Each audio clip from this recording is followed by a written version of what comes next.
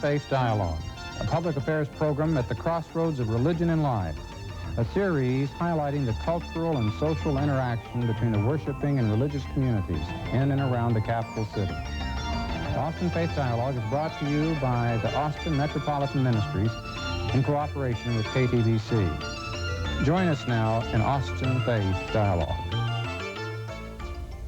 All around the country, racism on college campuses is on the rise.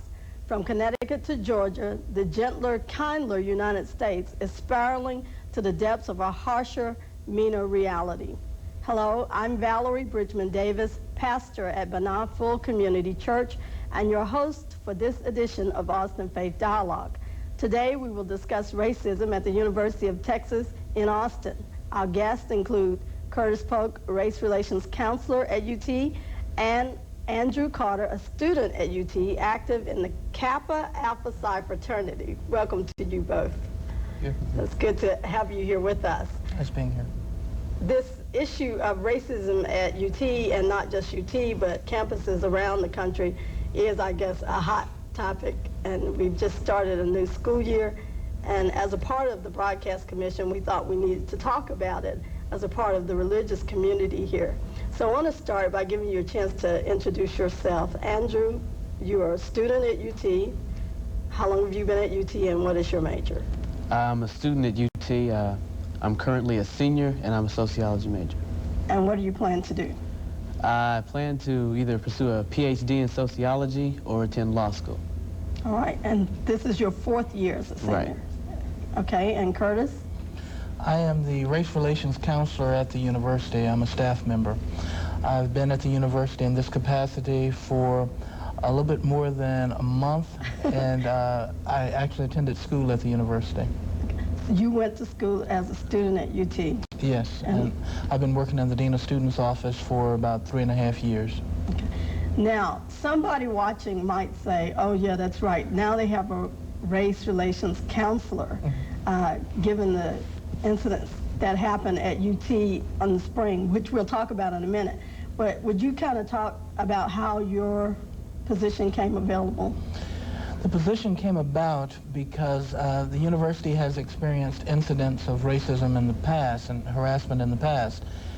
Last fall of 1989, President William Cunningham established a committee to look into incidents of racism and what the university could do to combat this type of problem.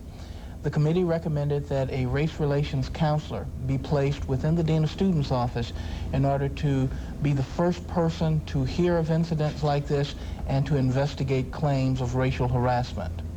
Okay, but before you came on board, there were some very specific racial incidences at UT in the spring 1990. Would you talk about those, Andrew, what they were?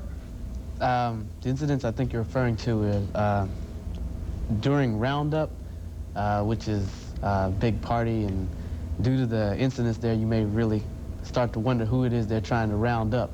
But Delta Tau Delta had a car in which they wrote racist slogans on the car, and another fraternity, Phi Gamma Delta, had a racist caricature, Sambo caricature, on a shirt which they sold during Roundup. Okay, but it's my understanding that, for instance, the Sambo character, that wasn't the first time that UT or any other campus had ever seen that. Why do you think the spring 90 had such an adverse, violent, even reaction to the T-shirt? Well, racist activity has been going on for the university for quite some time, and these acts were just very blatant. Like several fraternities have like Old South balls and all kind of other racist little things like that, but these events were very blatant and very open and hard to dismiss. You came to UT from Houston. Were you surprised to find racism at UT?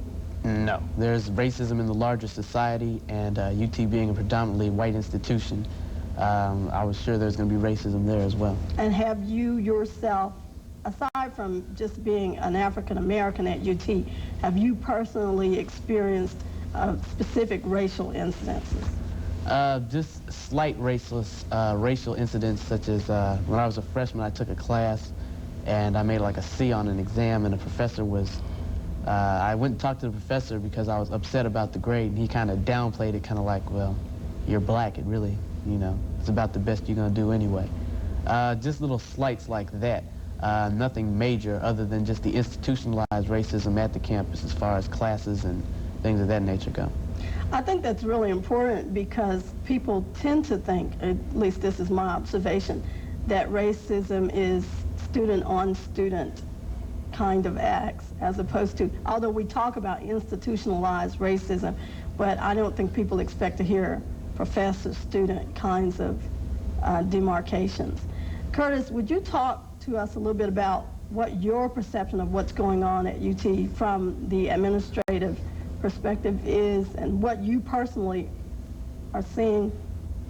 I think at the university what we're seeing is an increase in activism among all students, African Americans, Mexican Americans, and also majority students as well. I personally feel like any incidents of racial harassment are inappropriate, and the university has instituted a new racial harassment policy in order to address those incidents when they do happen. Well, I want to say this. I really meant to say this at the beginning of the show, but since I didn't, this is a good time as any. I did, in planning this show, try to diversify the panel, so to speak, to have females, to have non-African American people here, and for various and sundry reasons were unable to get, for instance, some Hispanics that were willing to come, Asian student who was willing to come. So I guess I want to say also that when we say racism at UT, we are not only speaking of incidences that refer to African American people. So you had some comment earlier when we were talking about the activism being not just African American, but...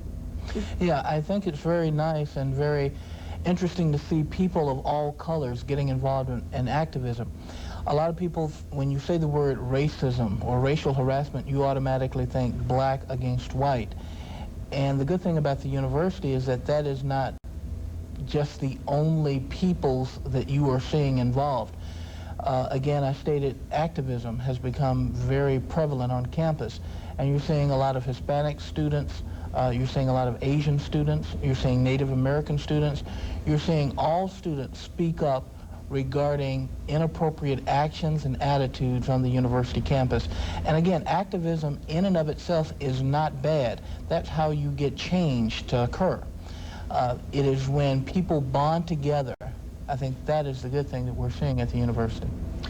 Andrew. With that, I think that the situation at the University of Texas is mirroring that of what happened during the 60s, in that this recent activism that you and Curtis were just talking about, black Americans or African Americans started a protest movement in which, after we started it and initiated it, the other groups, the Hispanics and the Native Americans and females and everyone else, white females, came into it and kind of jumped on the bandwagon in a sense. You're talking about the civil rights movement of the 60s. Right. Okay. And in a sense, you know, like in that time, we're trying to get more out of it than the people that actually initiated it. You said something to me earlier as I was talking to you, that the civil rights movement was primarily a middle class movement, and you see this differently, and not just what's happening at UT, but the larger society. You want to talk about that a little bit? Right. From my perspective, I think the majority of black youth have beginning to realize that the civil rights movement was good and did a lot of good things, and gave black people a sense of pride, which was needed during that time. However, the major institutionalized racism that existed then and has existed since slavery still exists now, and that is what really needs to be addressed, more than just the contextual kind of struggle which we've been engaged in. Kind of maybe not related to that, but what comes up in my mind, Curtis, about this is that the 50s did mark the beginning, the late 50s, the beginning of the civil rights movement, the 60s. Then we had the 70s, God only knows what happened to them. And then we had the 80s, which we as fondly or been referred to as the Reagan years. And then the late 80s and 90s are coming upon us, and it seems to me a reversal, well, not a reversal, a throwback to this kind of civil rights that Andrew is talking about. What do you think? I guess I'm trying to get you to describe again the same thing I just said, but what do you think is happening? What happened between 1960 to 1990? I think, as Andrew stated, the African Americans, and at that time were referred to as blacks, we started a lot of the movement regarding civil rights and fairness in the workplace and fairness in this country. What occurred, and a lot of sociologists would say that the civil rights movement, the thrust of it died when Martin Luther King was assassinated in 1968.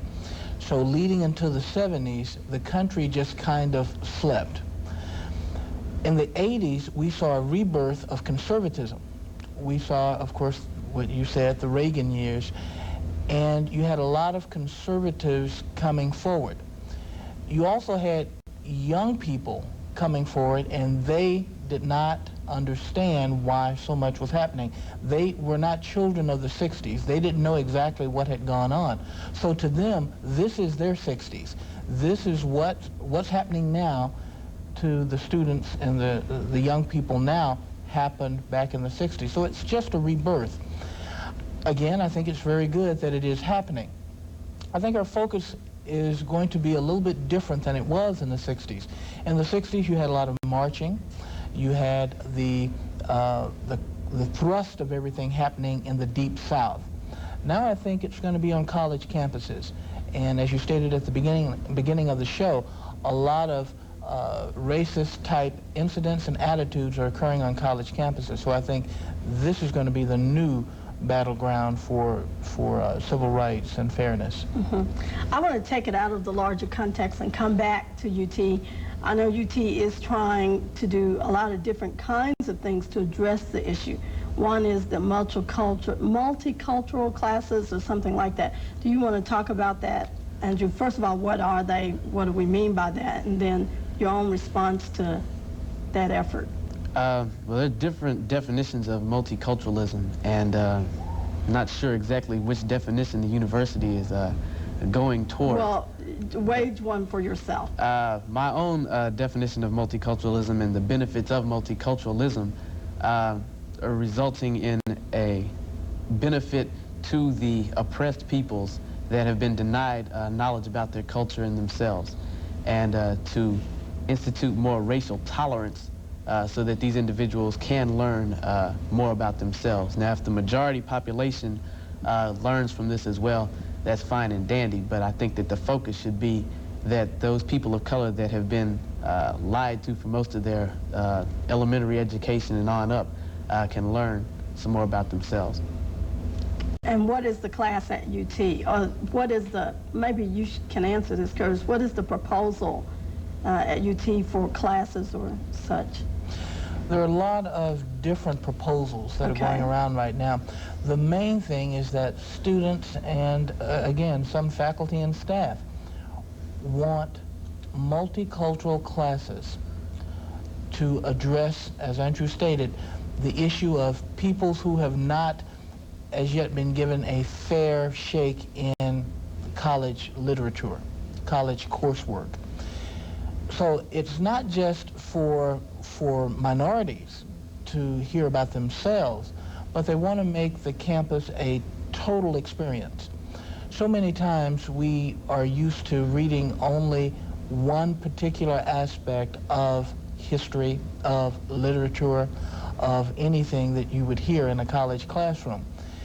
The issue of multiculturalism comes in when you're saying that these types of courses should include the good works of all types of people.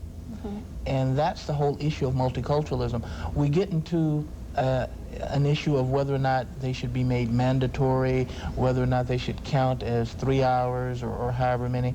But I think the bottom line is that students, some faculty and staff, are saying that coursework should be included that addresses the good of all people and how everyone has contributed to making the world a place. Well, with that, what would a multicultural class, in your opinion, consist of then? I think a multicultural class would consist of everything that the university has to offer. You talk about literature, you talk about art, you talk about communication, you talk about everything. It's not just one particular area. Now, you get into... Let me say, are you asking that each college in the university have a multicultural class inside that college, like architect, you said, engineering? Right, well, that is what a lot of people are talking about. Okay. That's the difference. A lot of people are saying, well, should it just be one class in architecture, if you use that example, that talks about minority architects? Or should the courses that are already in existence be expanded in order to address issues and the good things that minorities have been doing in the past? So there's a difference of how those classes would be structured. I don't think anyone is against the fact that people of color should be included in the educational coursework. It's how do we do it? How are those courses going to be structured? Separate or encompassing of what's already there? You mentioned, Andrew, I think you said it was an African American literature course. Right. That you cannot get credit for as an English. Explain that. I don't understand. You can take the course as an elective, right, but you cannot. There's an English requirement that you have to fulfill in order to graduate from the university, and that class cannot be counted toward that requirement. What classes currently count toward that requirement? Currently, it's world literature, American literature, and British literature. Okay, and your concern about that is? Well, those classes, of course, are all taught from a Eurocentric point of view, and it should be, for a lot of minorities, a lot of blacks and Hispanics that may be engineering majors and don't get a lot of electives, it should be okay for them to take that course to count as their requirement. So things won't have to be taught always from that same perspective. I want to get off the teaching for a minute and go to some other concern for me. You are a student at UT and you're an active student there, is that right? Right. Okay, you are active in the fraternity. You're also active in? I'm active in the Black Pre-Law Association, the African American Culture Committee, and I'm fairly active in the Black Student Alliance. Okay, and what do you say, this is the question I ask you, what do you say when people say, well, you're only involved in a very mono-ethnic sense at the university? Your response to that is? It's not, as far as me being involved in purely black organizations, it's needed in order for a minority individual to matriculate at the university to bond with other minorities, with other black students, with other Hispanic students, if you're Hispanic. And that's needed. And I think that members of the majority population have a hard time understanding that because they're in the majority. Why do they have a hard time understanding that? Because they say that's racism of a different kind.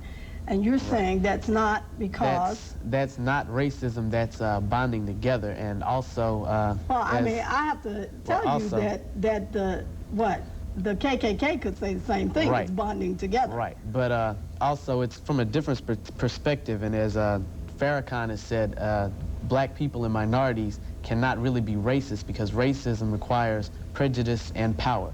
And if you're a minority in the United States of America, you don't have any power, and all you can really have is an opinion. Okay, Curtis, you want to say anything about that? Or you want to Well, I agree with Andrew to an extent that you do want to be with members of your own. There is a bonding that does happen.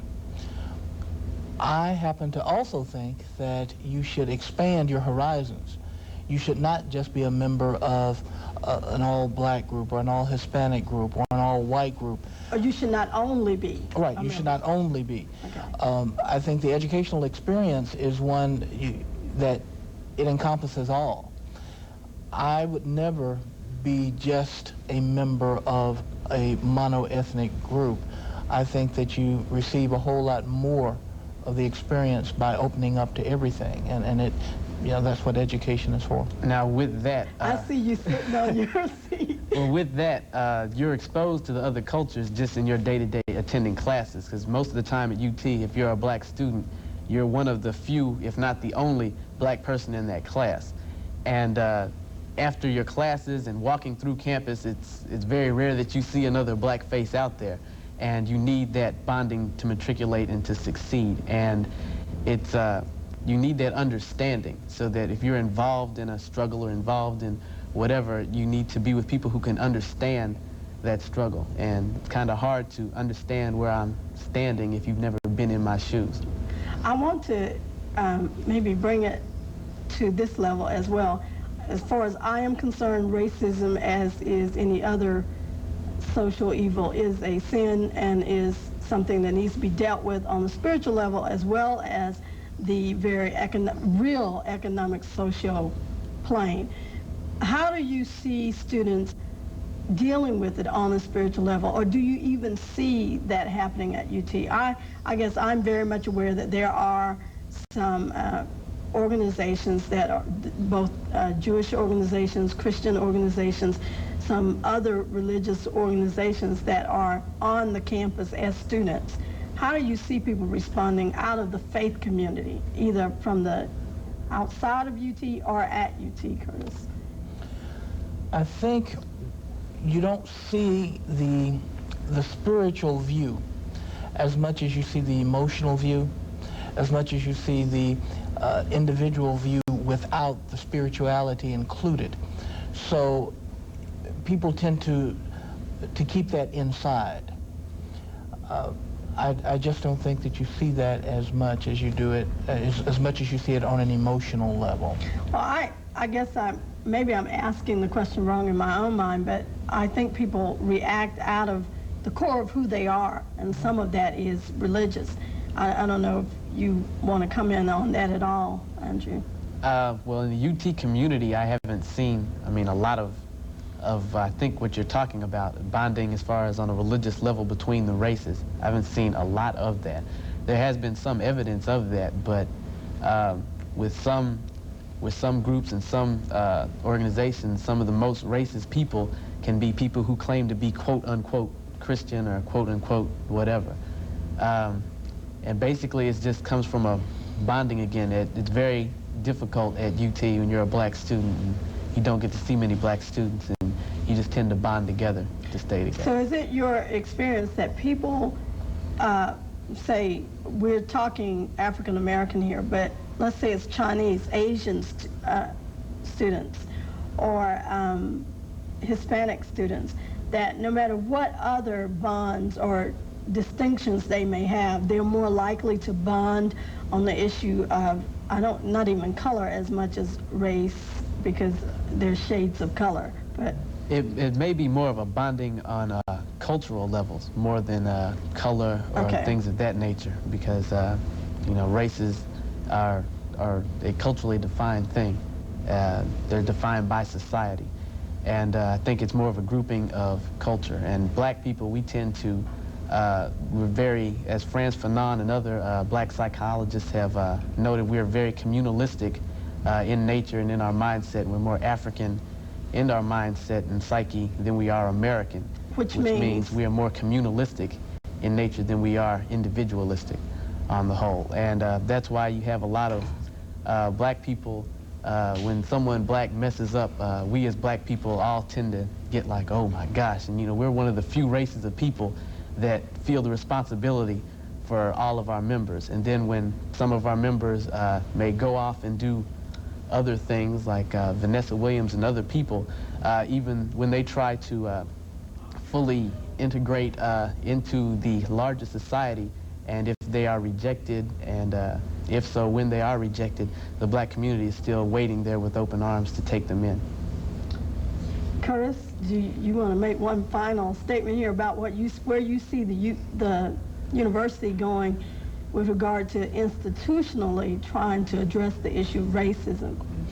I think the university has instituted a lot of measures regarding racism and racial harassment on campus. The fact that my position exists there in the Dean of Students office, the fact that administrators are seriously talking about how to incorporate multiculturalism into classes, the fact that students are becoming active on campus and they do have a voice in voicing some of their concerns. The university is a large institution, deeply rooted in the South. So it is an unyielding type of place. Change will occur, but it occurs in small increments, not overnight. As I stated, I attended the university in the late 70s, and what I see now is very reminiscent of what I saw then. Some things are better, but some things just take a lot longer to occur. The university is a microcosm of society as a whole. So therefore, what we're seeing is a society. There are a lot of things in society that have gotten better for minorities, but there are a lot of things that are still, we still have a ways to go. And I think the university reflects that. All right, and Andrew, as you get ready to go out into the world, what is the last thing you want to say about not only what's happening at UT, but the world you are going to affect? My personal feelings now is I feel that it's important, especially for us as black people, to go out and try and determine our own structures and set up our own systems. And in the meantime, while we're striving toward that goal, do whatever is necessary to make our present-day situation more bearable. All right. Well, I really appreciate both of you. And I guess going out, I'd like to say we are all members of one race, ultimately, and it is the human one. We may never be able to convince people who don't believe it or who are afraid of knowing new things, but perhaps we have given people a chance to think today. To that end, I want to thank Curtis Polk and Andrew Carter for their information and their insights in today's program. On behalf of the Austin Metropolitan Ministries, I'm Valerie Bridgman Davis, thanking you for joining us and inviting you to be with us next week at this same time. Peace.